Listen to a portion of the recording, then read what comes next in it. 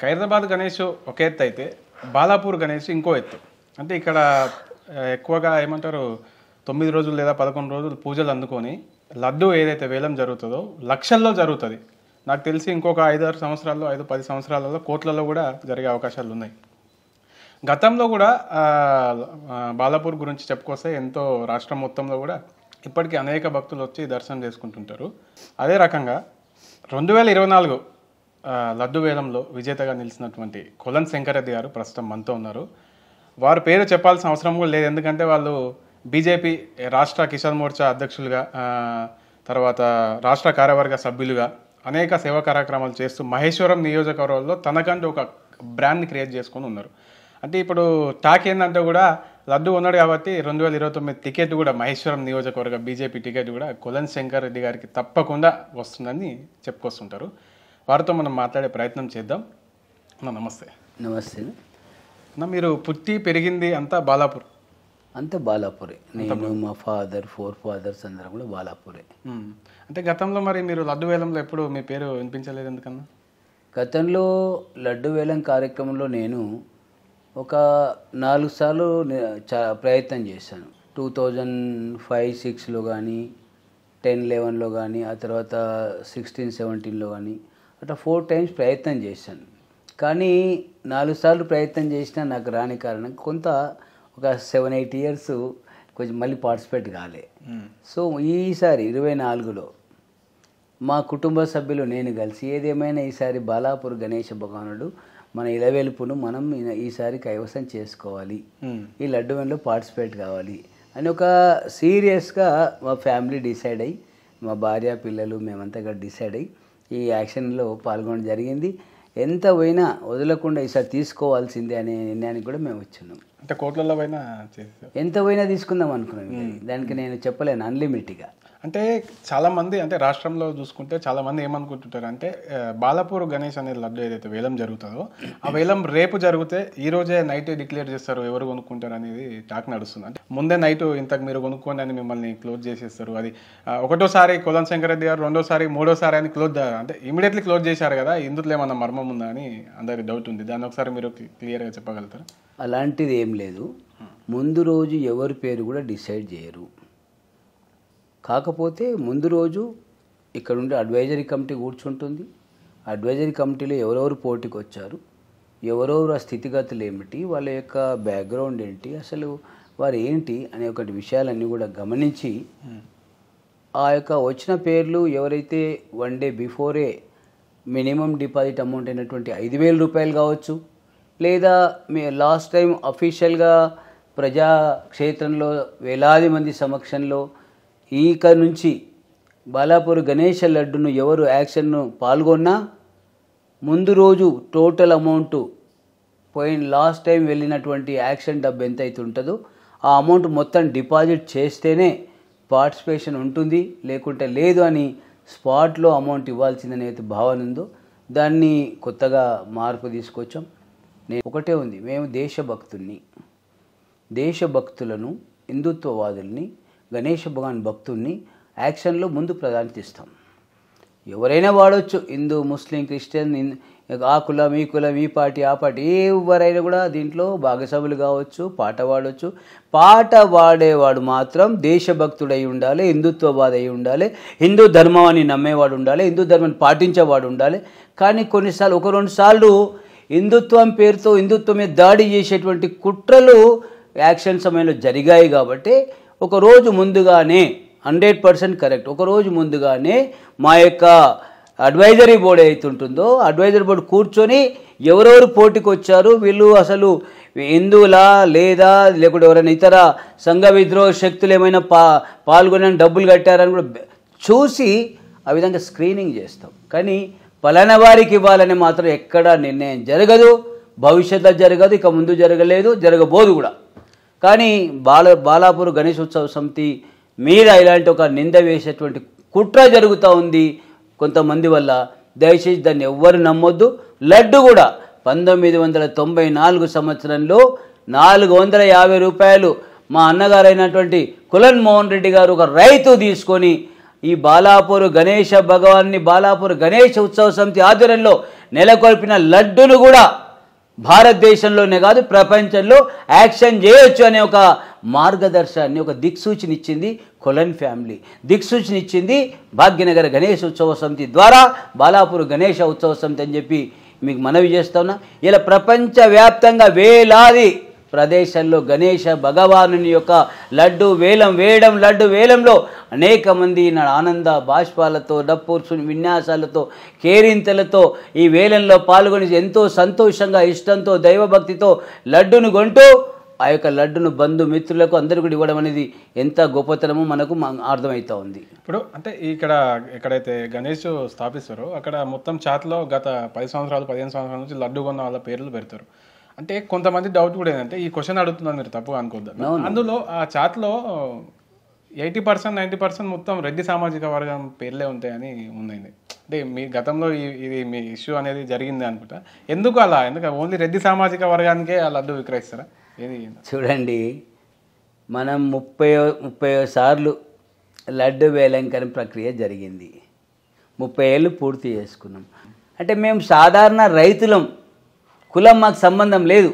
మేము హిందుత్వవాదులం, ముందుగా హిందుత్వవాదం, దేశభక్తులం, తల్లి భారతి ముద్దుబిడ్డలం, హిందుత్వవాదం తర్వాతనే కులము, రాజకీయాలు ఇవన్నీ కూడా వస్తాయనేది మీ ద్వారా నేను ప్రజలకు విజ్ఞప్తి చేస్తా ఉన్నా.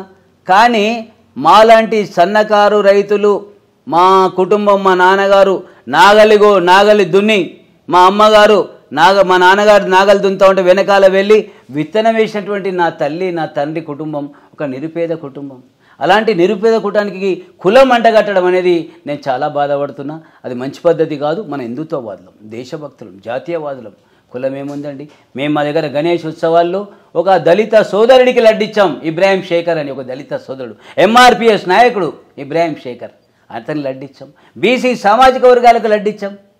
ఎక్కువ శాతం రెడ్డి సామాజిక వర్గాన్ని మేము ఎవరు నియమ నిబంధన పెడతలేం. పలానా క్యాస్ట్ వాళ్ళే మా దగ్గర రావాలి, పలానా రెడ్లే తీసుకోవాలి, పలానా బీసీలు తీసుకోవద్దు, పలానా దళితులు తీసుకోవద్దు, పలానా మైనార్టీలు తీసుకోవద్దు అని కూడా ఎవరికి నిబంధన పెట్టలే. మైనార్టీ వచ్చినా, ముస్లిం వచ్చినా, క్రైస్తవుడు వచ్చినా, ఎవరు వచ్చినా వాడు తల్లి భారత్కి సల్యూట్ కొట్టేవాడికి మాత్రం మేము ఆమోదిస్తాం. కానీ ఇక్కడ ఉంటూ తింటూ కంటూ ఈ యొక్క హిందుత్వాన్ని దెబ్బతీసిన వ్యక్తిని మాత్రం ఎంకరేజ్ చేయమని గమనించాలి. మోడీ గారికి బాలాపూర్ లడ్డుని ఇస్తా అని చెప్పి మొన్న విన్నాము. మరి ఎప్పుడు వెళ్తున్నారో ఏంటి? నేను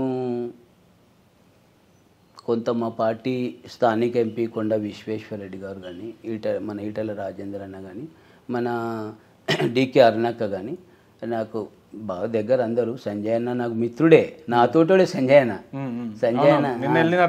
నాతోటోడే. నిన్న వెళ్ళిన రాత్రి 11 గంటలకు అన్నతోనే మీటింగ్లు ఉన్నా. నిన్న పొద్దున కూడా ఏం చేసిన 11 గంటలకు అన్న కిషన్ రెడ్డి అన్నకు, మా జిల్లా నివాసి, కందుకూరు మండలము తుమ్మలూరు విలేజ్ అన్నది కూడా, కిషన్ రెడ్డి అన్నకు ఫోన్ అన్న మరి క్యాబినెట్ మీటింగ్ ఉంటే తీయలేదు. మళ్ళీ SMS పెట్టినా కిషన్ రెడ్డి అన్న, చూపిస్తా కూడా ఇప్పుడు నాకు SMS ఉంది పెట్టి. ఎందుకంటే ఆయన రాష్ట్ర అధ్యక్షుడు, కేంద్ర క్యాబినెట్ మంత్రి మన రాష్ట్రం నుంచి. ముందుగా వారి ద్వారా పోతేనే పద్ధతిగా ఉంటుందని చెప్పి వారికి ప్రయత్నం చేశాను.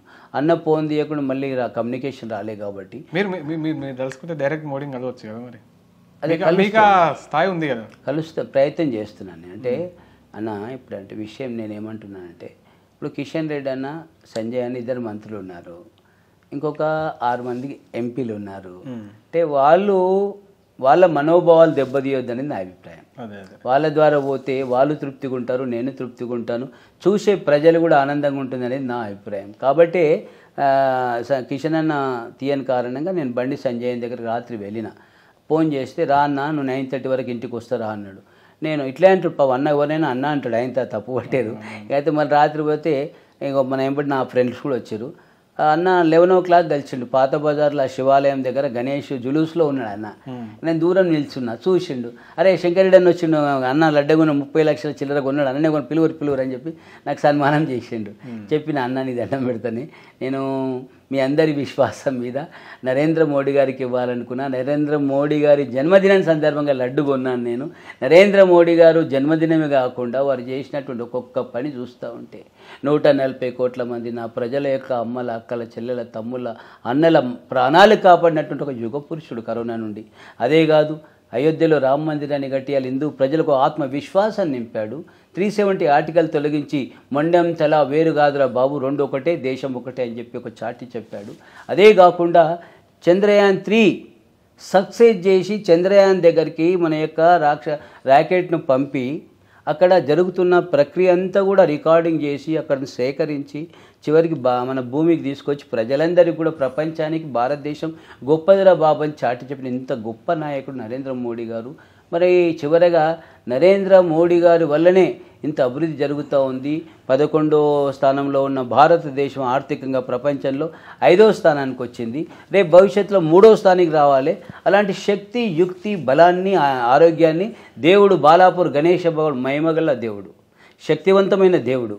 ఆ లడ్డును మోడీ గారికి ఇస్తే మోడీ గారు ఒక్కసారి ఆ లడ్డును తాకి ఒక నమస్కారం చేస్తే మోడీ గారు తప్పకుండా భవిష్యత్తులో మోడీ గారిని ఎవరు ఓడించారని చెప్పి కూడా ఈ సందర్భంగా నేను గమనించే ఈ లడ్డును కొన్నాను. మీ 30 సంవత్సరాల కష్టానికి 2029లో ఫుల్ స్టాప్ పడి ఒక పదవిలో కూర్చుంటున్నారా? మరి ఎట్లా అనిపిస్తుంది మీకు? లడ్డు కొన్న ఆనందంలో మీరు గణేషుని ఏం మొక్కుకున్నారు?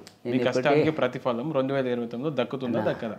నేను ఒకటేమో కోరుకు నిజంగా కూడా గణేష భవన్ మేము మా ఇంట్లో నా భార్య, నేను, నా కొడుకు, నా బిడ్డే, నలుగురం మా కుటుంబం.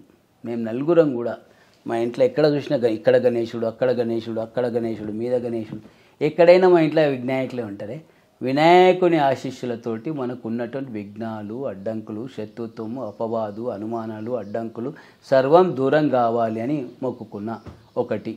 రెండవది, ఈ నియోజకవర్గంలో, ఈ చేవెళ్ళ పార్లమెంట్లో, మహేశ్వరం అసెంబ్లీలో, ఈ జిల్లాలో, ఈ రాష్ట్రంలో నా యొక్క సేవలు అలసట లేకుండా, ఆరోగ్య సమస్యలు లేకుండా మంచి శక్తిని, మంచి ఆరోగ్యాన్ని, ఐశ్వర్యాన్ని ఇచ్చి ప్రతి పేదవాడికి సేవ చేసేటువంటి శక్తిని ఇవ్వు దేవుడాన్ని కూడా కోరుకున్నా. నా పార్టీ భవిష్యత్తులో బలమైనటువంటి నా మోడీ గారు మనంత బలమైన నాయకుడిగా ఎదగాలని కూడా కోరుకున్నా. కాబట్టి ఏం ఫలం ఇస్తాడు? ఆ వినాయకుడు ఇస్తాడు. ఏం ఫలం అనుభవిస్తా? ఆ దేవుని దయతో తీసుకుంటా. ఏదొచ్చినా నాకు ఇప్పుడు వినాయకుని దయతోనే వస్తుంది, వినాయకుడే ఇస్తాడని భావిస్తున్నా. ఇప్పుడు మనిషికి స్వార్థం ఉంటుందా ఉండదన్న? ఉంటుంది. మరి మీకెందుకు లేదు? నాకుంది. ఏముంది? ఈ ప్రజలందరికీ కూడా నేను స్వార్థం ఎందుకు అవుతుంది అన్న? సేవకుడు ఉండాలని స్వార్థం కాకుండా నేను సేవకుడు అంటే ఏందన్నా, ఏదైనా గెలవాలని కోరుకుంటున్నా, ఏదైనా పొజిషన్లు ఉంటే సర్వీస్ ఇవ్వచ్చని అనుకుంటున్నా. అట్లా ఇప్పుడు ఏం లేదు, మీకు తెలుసు. ఇప్పుడు గెలిచినోడు, పదవి ఉన్నోడు, పదవి లేనోడు, పదవి ఉన్నవానికి ఇంకా దగ్గర అవుతారు ప్రజలు, పదవి లేనివానికి దూరం అవుతారు, కష్టపడాల్సి వస్తుంది. కాబట్టి ఏదైనా హోదాలో దేవుడు నిలబెట్టాలని, మంచి సేవ చేసే విధంగా చూడాలని నేను కోరుకున్నాను. రైట్, థ్యాంక్ యూ అన్న. ఉమ్మడి రాష్ట్ర ప్రజలకు వినాయక చవితి సందర్భంగా లడ్డు ఉన్నారు కాబట్టి ఏం చెప్పాలనుకున్నారు చెప్పేసి క్లోజ్ చేయండి. నేను తప్పకుండా బాలాపూర్ యొక్క గణేష భగవానుని లడ్డును భారత ప్రధాని నరేంద్ర మోడీ గారి స్థాయిలో ఇచ్చి ఈ బాలాపూర్ గ్రామాన్ని, బాలాపూర్ గణేష లడ్డు, బాలాపూర్ గణేషుణ్ణి ప్రపంచ చరిత్రలో మరింత ప్రచారం తీసుకొచ్చి ఒక ఖ్యాతి తీసుకురావాలనే ప్రయత్నంలో నా యొక్క ప్రయత్నం జరుగుతూ ఉంది. ఆ విధంగా ప్రయత్నం చేసి బాలాపూరు ప్రజలు, ఈ ప్రాంత ప్రజలందరూ కూడా ఆరోగ్యంగా ఉండాలని, గణేషుని ఆశీస్సులు యావత్తు తెలంగాణ ప్రజలకు, దేశ ప్రజలకు ఉండాలని కోరుకుంటున్నాను. నేను థ్యాంక్ యూ అన్న. Thank you. నమస్కారం.